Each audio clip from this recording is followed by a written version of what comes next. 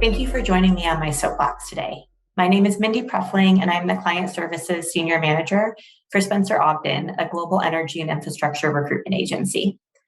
As global recruitment experts in energy and infrastructure, we're building an industry that impacts millions.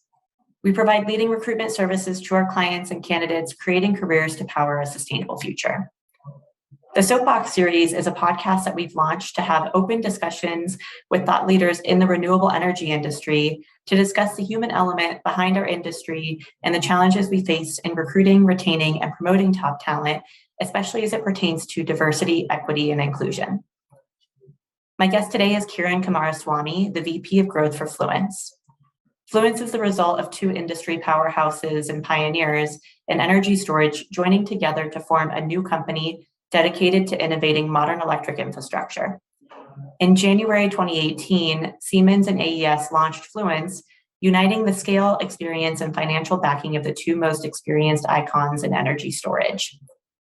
Kiran is an electrical engineer by trade and has almost 20 years of experience in the energy industry. He worked in consulting for a decade before joining on with AES in 2015 as a market development director, where he was responsible for identifying key markets for energy storage in the early days. As the VP of Growth for Fluence, Kiran's role is to manage a team that identifies new commercial models, geographies, and customer segments to enable strong growth for Fluence. He owns and delivers Fluence's go-to market strategies for key markets. Kiran also serves on the board of directors of the American Clean Power Association and has served as the chair of board of directors for the U.S. Energy Storage Association. On today's episode, Kiran gives us a look into how he got to where he is today.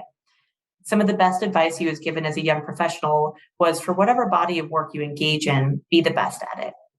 And how do you do that? Well, for Kiran, he's done that by pushing himself outside of his comfort zone. That and always looking for opportunities to network with the best of the best in the industry by, in turn, having something to offer. I hope you enjoy. Well, Kiran, thank you for joining me on my soapbox today. You and I have worked together for the last year and some change, and I know you well as the VP of Growth for Fluence. I even listened to another podcast that you participated on as a guest called Fusion Capitalism. And I know you're really active in the industry, taking on different types of speaking engagements. But today we're talking about something a little bit different than purely energy storage, on which one could argue you're an expert in. Today, I want to talk a bit more about diversity, equity, and inclusion. So we'll get into that in a moment, but I thought it'd be valuable if you could kick us off with your story. What's your story, Kiran? So, Mindy, thank you for having me here, and thanks for all of your efforts in having this type of dialogue with industry folks on key topics, including diversity, equity, and inclusion. It's a topic that I take pretty seriously, and the company that I work for, Fluence, we take very seriously at the highest levels of management. Just to give you a background, and for other people that might be listening, a background on myself. As you could tell, I'm of Indian origin. I came to the States long ago to do my master's degree in electrical engineering. I went to school at the University of Wisconsin in Madison. I initially had a thought to pursue my PhD program, but then I ended up taking some courses in energy markets and soon realized that I wanted to be on the economic side of this power markets business. And when I graduated, it's really interesting that I had no idea that there is a line of work called energy consulting back in 2004, 2005 timeframe. And being a young and aspirational electrical engineer, I happened to stumble across this area of work called energy consulting thoroughly by chance and luck. I ran into a few people from PricewaterhouseCoopers back then, and I ended up taking a special topics course at UW that gave me an insight into some of the most commonly used acronyms in the energy industry. So I could kind of come in and say LMP and locational marginal pricing, and people would go, wow, you seem to know a lot of stuff. And so from that point, I ended up getting a job at this company called ICF International, one of the leading power markets related energy consulting company based in the DC metro area. And I did that job for about 10 years, largely doing wholesale power market analysis and looking at asset valuation, due diligence, and transmission related stuff. And after that, I felt like I needed a change from consulting. And then I moved into AES back then. AES in their energy storage team was hiring people. And I had several good friends and I ended up making the transition to the industry back then. And ended up doing a lot of cool things at a very small energy storage team in AES back in 2015 timeframe. And then eventually, 3 years later, we ended up forming Fluence, and I moved into Fluence. And there I lead a team of people right now focused on creating new growth for the company in new customer segments, new geographies, introducing new commercial and physical products into the marketplace and services. And so I think there's a lot that has happened through my career that I've learned, and I look forward to sharing that with you and with listeners of this potential podcast. Thank you, Kiran. Well, one could say that you're a pioneer in the battery storage industry with where you got started. And I'd be curious, maybe for another day or another podcast, or if it comes up on our discussion today, about the story from AES to Fluence, because I think it's a pretty incredible story, just having worked with both AES and with Fluence as customers of mine. But I'd like to know a little bit more about your career history that you've just outlined. What were some of the challenges that you had to overcome through your career? Yeah, no, I think that's a good question, Mindy. I would say that, one of the key things in the energy industry is in your ability to see through opportunities that are in front of you, right? And again, I've had the good fortune and privilege of having interacted with some of the best people in the industry to have guided me through this process, right? Again, I said before, I had no idea that there was a body of work called energy consulting back in 2005. And I had some great mentors back then who said, listen, this is a great area of work that you should get into and learn some of the power markets related models. And I ended up learning a whole bunch of that. And then similarly, when I ended up making the transition to the industry in AES, again, I had the great fortune of really interacting with some of the top people in the industry back then, really knowing how you can excel in that body of work, right? And so I think one thing that I've learned through my professional career and something that I reflect upon all the time is it was something that an older boss of mine used to tell me all the time as an inspiration is whatever body of work that you choose to engage with, try to become the best at it. And I think being the best at a body of work that you so choose to do will make you to be highly wanted by the industry, by people that really want to make the change, right? As opposed to trying to chase a lot of different things and really not becoming an expert at anything at all, right? And so I think that advice was from one of my first bosses at my first company, i.e. ICF.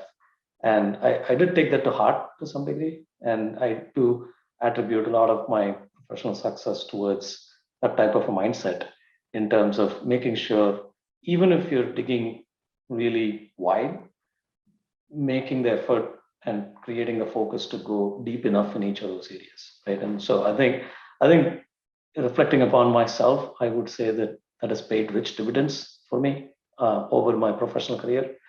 And it is something that I would say to many budding, engineers that are coming out of, educational programs right now, our, junior folks that are actually in early stage of career. I think it is very important to take one or two subject matter areas and really go deep and try to become, a strong expert in those areas, right? And I think the more you invest the time and effort into creating that deep expertise, what I've found is that it ends up paying very rich dividends. And not only just me, I've seen many other colleagues of mine go through a similar process. And that pursuit of like seeking, a high degree of professional sense of accomplishment in a narrow subject matter area really gets you a lot of benefits in the longer run. So I would say that that's kind of like one of the key learnings. And then the other one, I would say, quite honestly, for people watching this or listening to this, is also to be, let's say, bold and fearless about taking on challenges, right? I strongly believe in the fact that,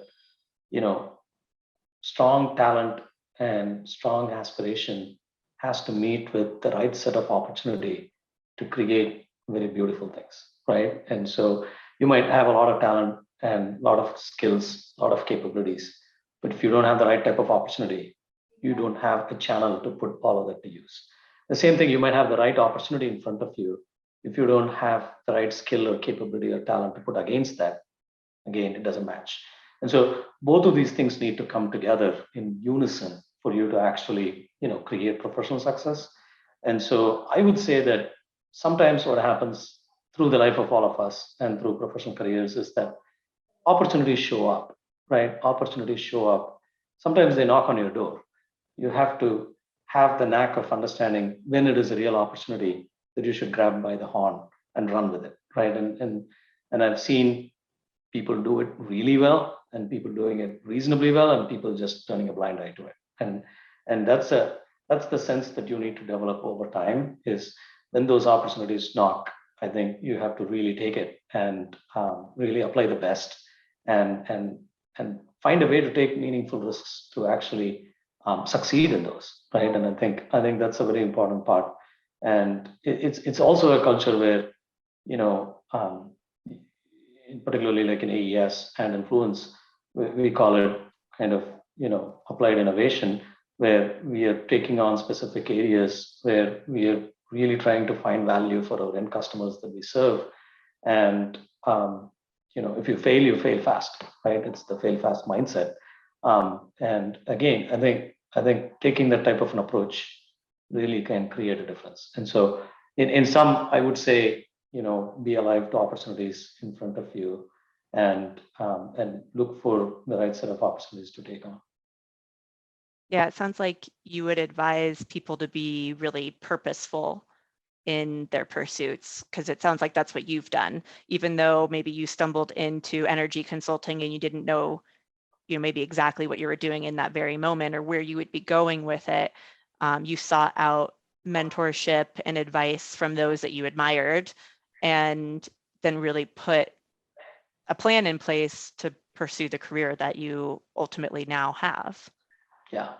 I mean, and I would also say that, much to my surprise, there's so many people, so many good people, so many professional connections that are extremely delighted to guide you in your process.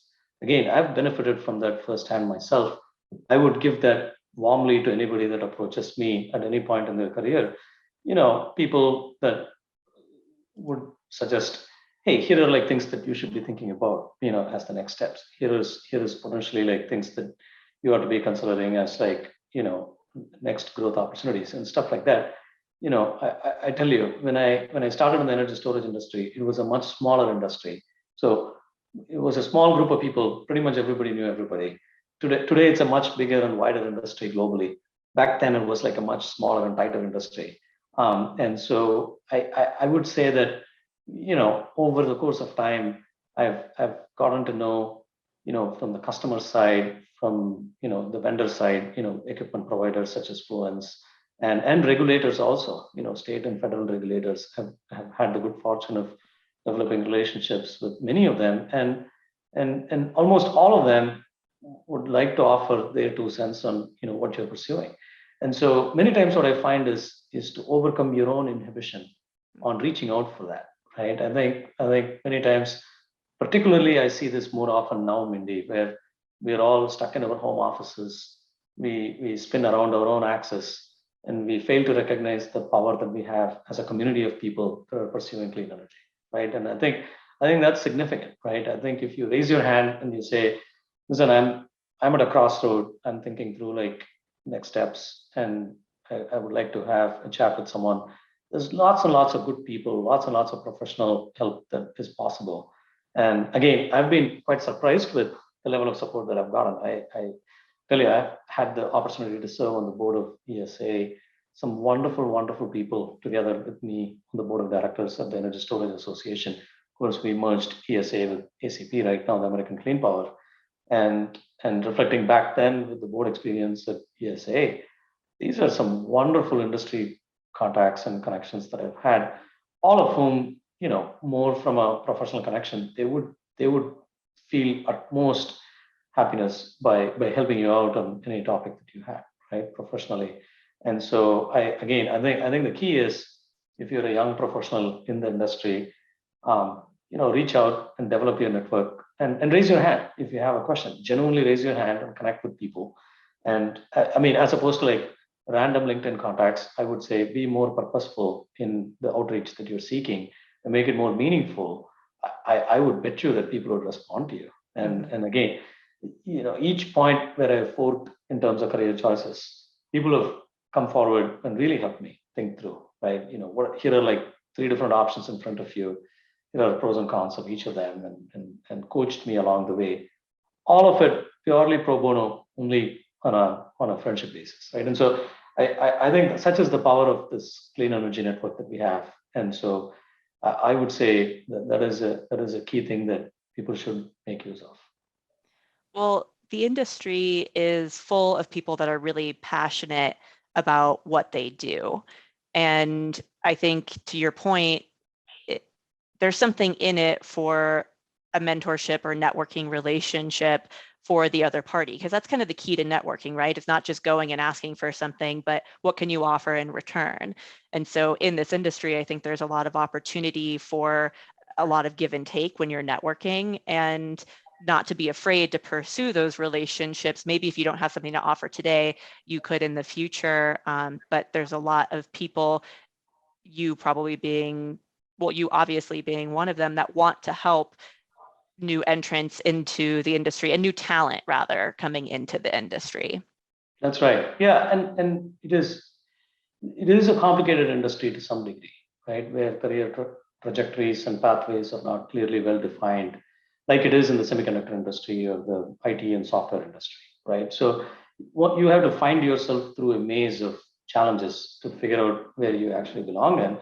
And so even as simple as it is, the fact that you could be working for a utility company or an original equipment manufacturer or OEM, you could be working for a trading entity, you could be working for a regulatory body, state or federal, or you could be working for a government type institution, right? And so even thinking through these career choices that are in front of people requires, let's say, discussion, right? And it requires, you to think about what options are most important for you at the stage of career that you're in, and what is right for you overall, right? And I think, again, that's where I've reflected upon it myself. I've gotten the counsel of like a lot of professionals in each of these bodies of work, whether it's regulators or traders or investment backers or OEMs or utility company folks or IPPs. And so I again, that diversity of perspectives helps a lot,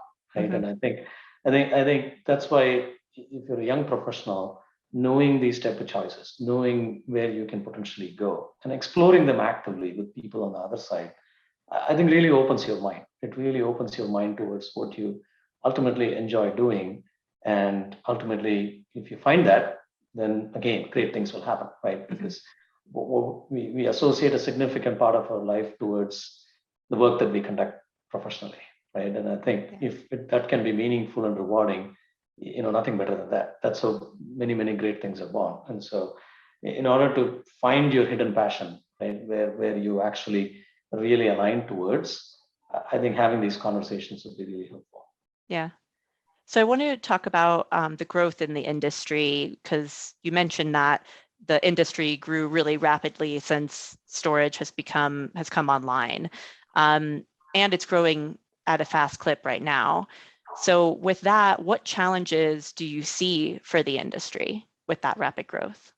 Yeah, I think the one important challenge is particularly the human resource side of it, right? In the sense that, again, when reflecting back to when I started in the storage industry, there's first of all, not many companies were hiring for people back then. So I happened to come across this job at AES Energy Storage, and hence I got in. And but in contrast, if you look at it, there's lots of companies, including technology companies and IPPs and utilities that are trying to hire in the clean energy and energy storage area. And so I think one of the challenges is certainly to find the right type of candidates for each of these type of roles, right? And I think most of these companies, also want talent that can hit the ground running fairly quickly. And so I think getting that level of human resource talent is a key part of the scale up. That's number one. I think the number two part of it is it still is that we are continuing to grow as an industry, right? Again, we still have only hundreds of megawatts of energy storage projects installed on the ground.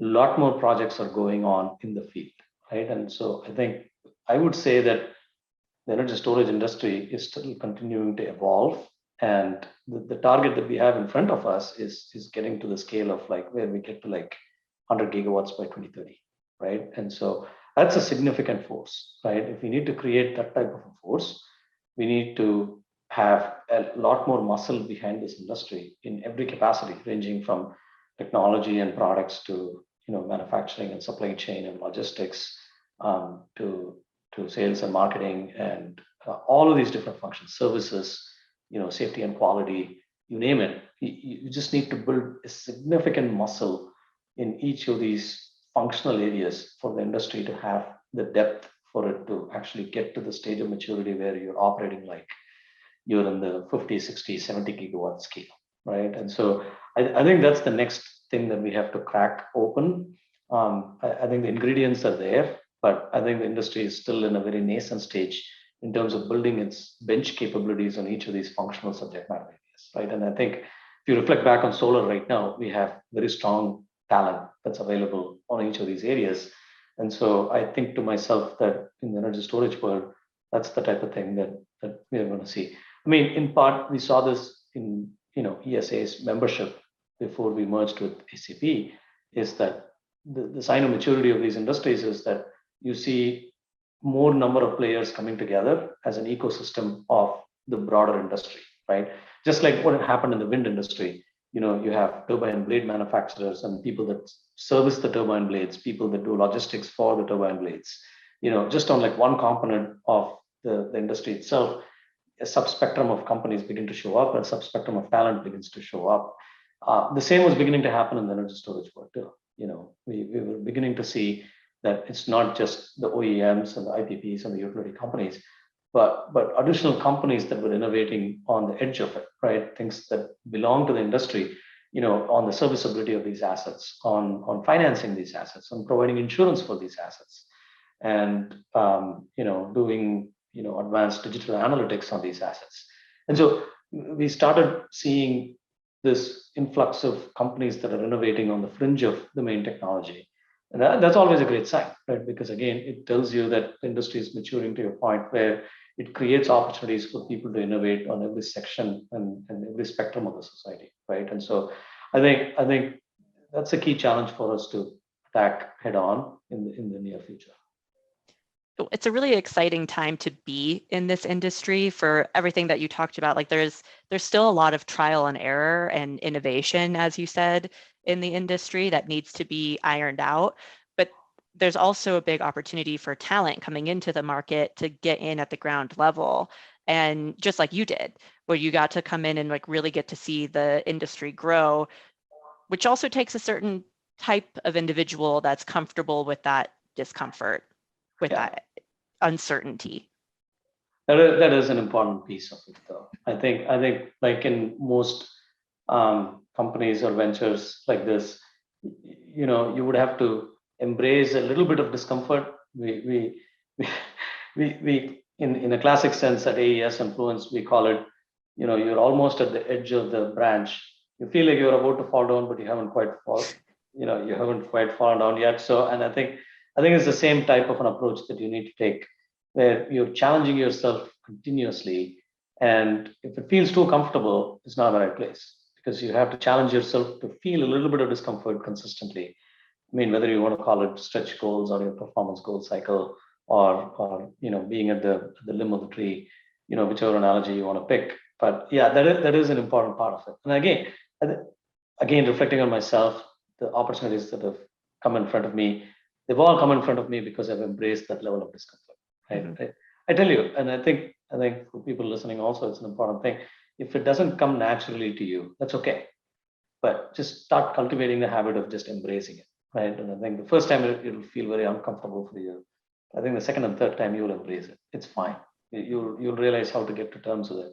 And again, I think that's a key component of grabbing these opportunities too, right? Because many times, in a zone of like good comfort, you don't grab opportunities that are in front of you, right? And so I think to get to that point, you do have to embrace that little bit of discomfort that you feel. Mm-hmm. Yeah. So I want to bring it back to the diversity, equity, and inclusion topic, if you will. So, Kiran, to you, why is diversity, equity, and inclusion important, and why are we discussing this topic?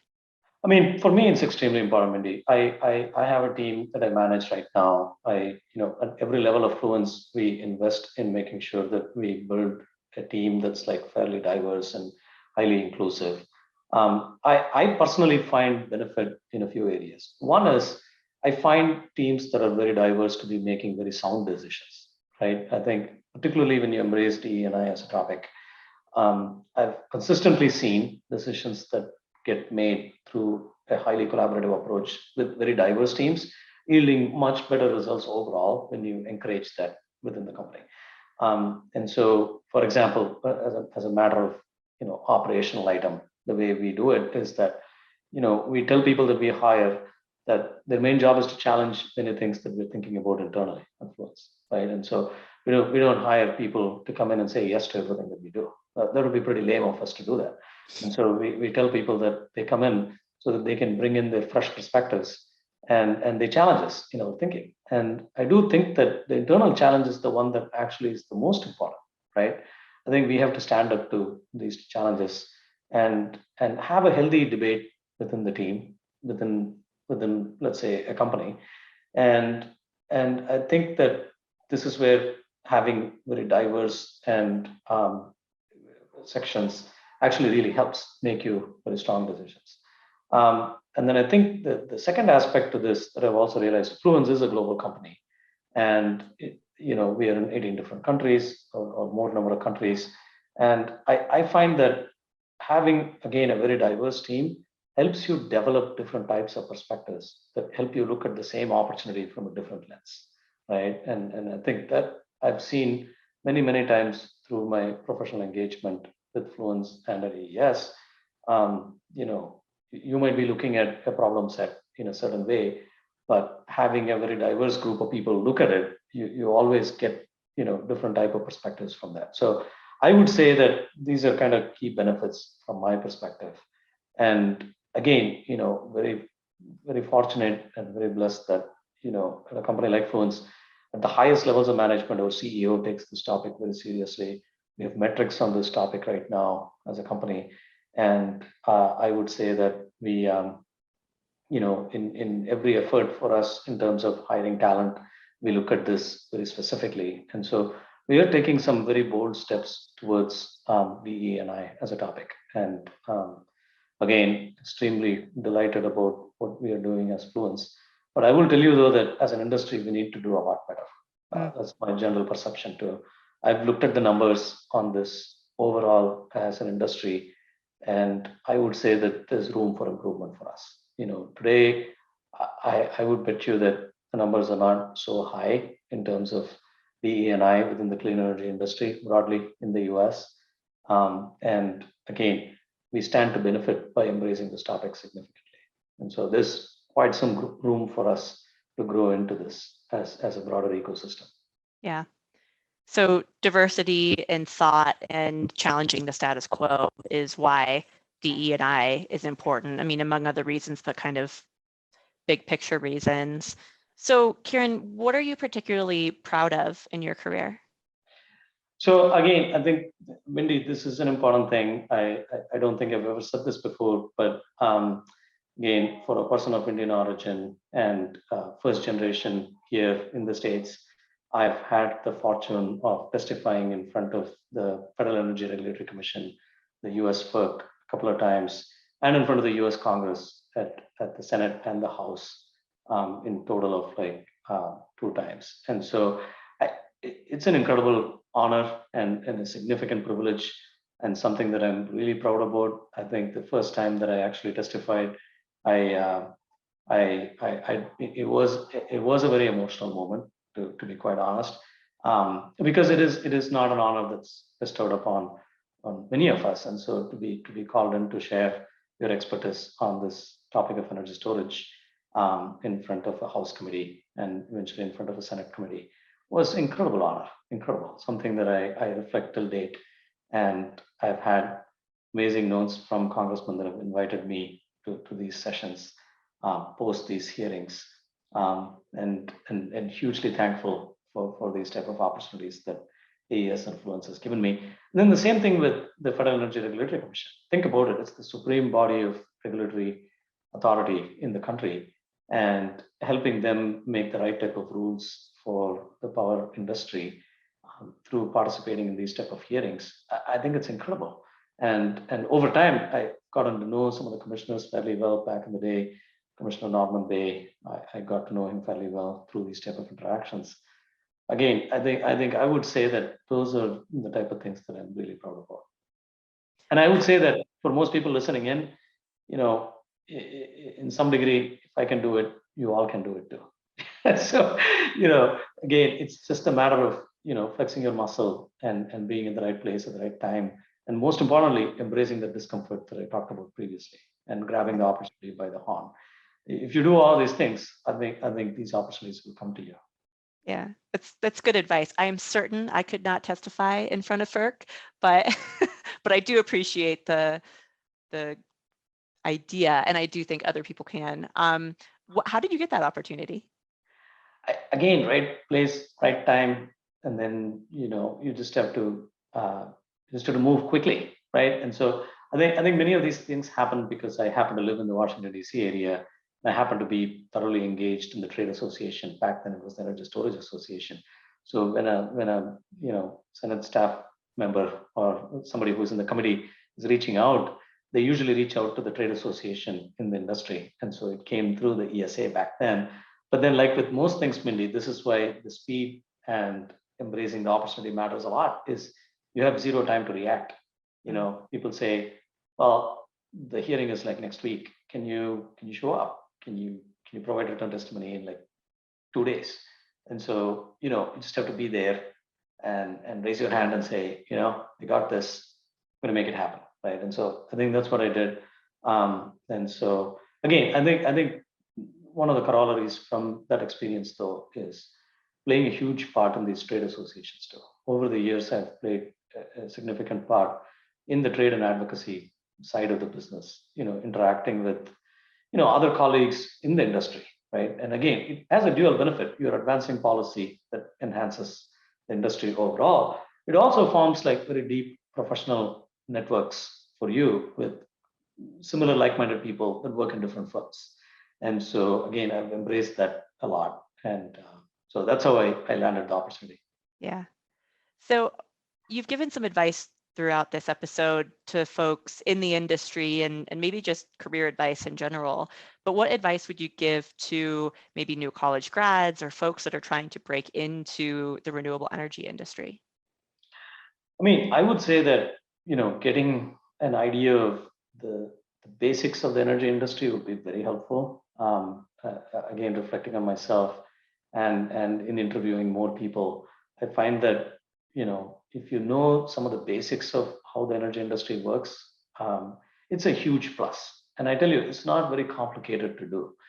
If you go to any of the ISO RTO websites, you can always listen to like 101 style presentations from each of these ISOs, whether it's like PJM or Cal ISO or any of these folks.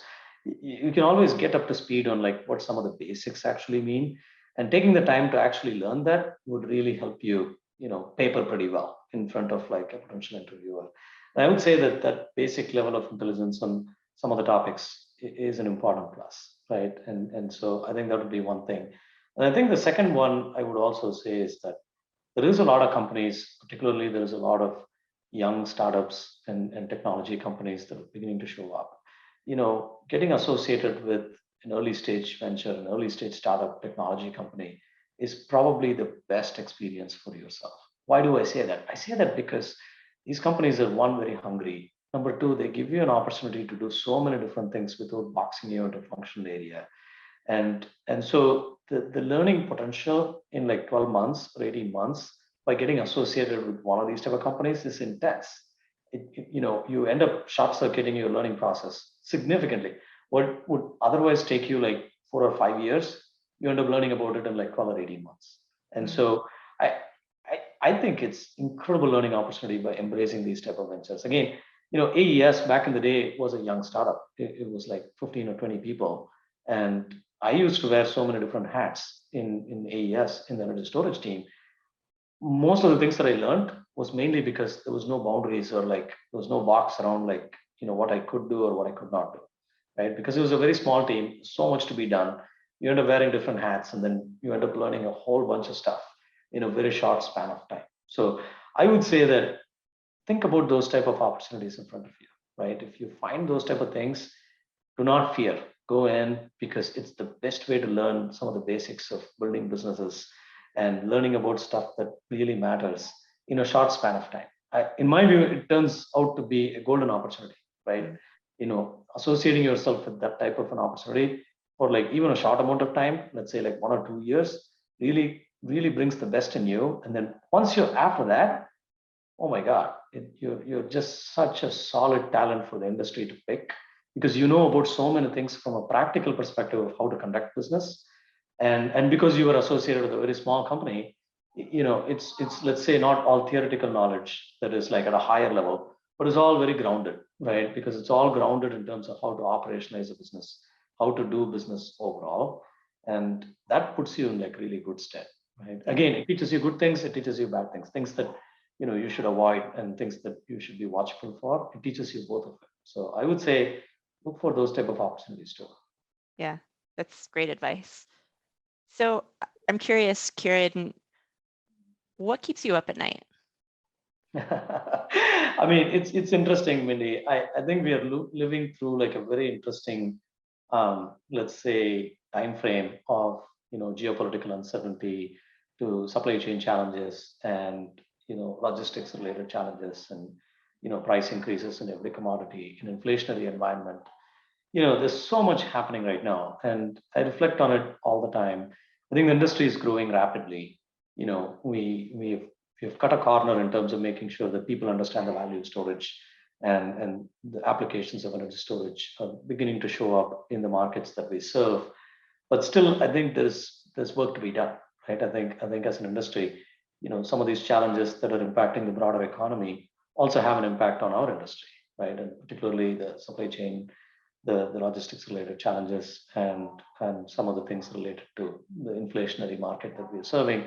And so I think about it all the time. If prices are increasing, how do we handle that? How do we handle that from a customer perspective? How do we handle that from a regulatory perspective, right? And so that's an area that I've been putting a lot of my thought around, because ultimately none of us wants to be in a highly inflationary environment, right? But it is the fact of the matter today, right? And so I think again, we have to embrace that reality of what we are in right now, and figure out what type of changes we need to make in terms of our approach to market, our approach to adding customer value in this type of a new environment, right? And so I think that's an area that I'm increasingly spending a lot of time.